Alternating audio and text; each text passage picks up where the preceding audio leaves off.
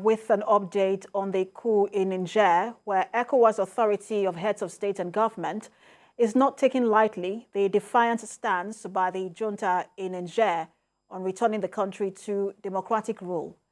And now the body has called for another meeting on Thursday. The second extraordinary meeting will consider the report of the various envoys sent to mediate on the issue and adopt the next line of action. Moyo Thomas reports. The military junta in Niger has called the bluff of the Ecowas Authority of Heads of State and Government, which had threatened to take action if power was not returned to the elected president within 1 week. The ultimatum has relapsed, with the junta still holding onto power. Ecowas Authority of Heads of State and Government in his earlier meeting had threatened it would do anything to ensure democracy is returned to Niger, including the use of force. This has raised concerns and even debate in many quarters, with analysts questioning the powers of Ecowas Authority to do so and the impact it may have on Nigeria, which shares the largest land border with Niger, especially the 7 northern states. Some civil society organizations have also taken Ecowas Authority to the Ecowas court, seeking restraints from going to war with Niger. This is because the Ecowas protocol recognizes the sovereignty of every member state. This sovereignty is what the coup plotters are insisting on in daring the authority. The coup plotters have even gone ahead to warn France, the United States, and other Western countries against meddling in their affairs. The Niger junta are further emboldened by the support they have received from Burkina Faso and Mali.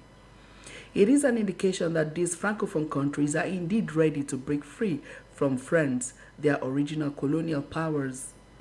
The Ecowas authorities' stand remains that power must transcend in a democratic manner according to the protocol of the regional body.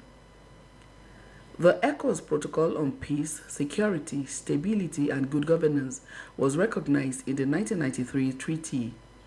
The 2001 Supplementary Protocol on Democracy and Good Governance in its Article 1C has zero tolerance for power obtained or maintained by unconstitutional means. It insists on strict adherence to democratic principles. This is the basis that ECOWAS is insisting that President Mohamed Bazoum, who was democratically elected, must be reinstated by the military leaders.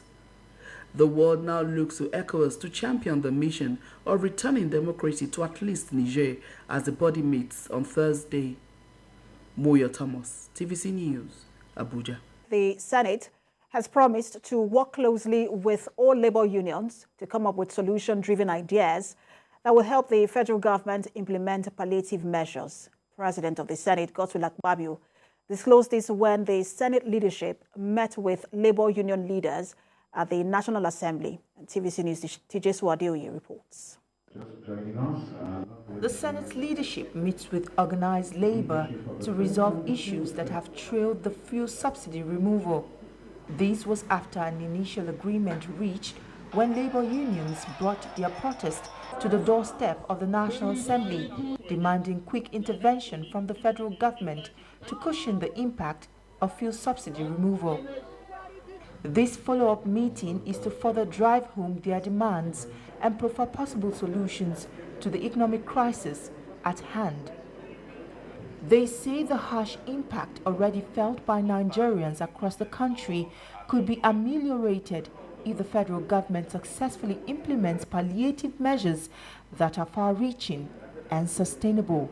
Even after that protest up to now, the meeting has not been reconvened. Although Mr. President promised that he is going to restructure the mechanism for which we are engaging with government, so that things could, be treated fast. So we suggest that, or we still plead, that you put your heads together with Mr. President, so that we can have a committee that is meeting. Well, this is like an emergency. People are still threatened, people are suffering, and we are seen as doing a meeting forever. That is not good, that we don't have mandate.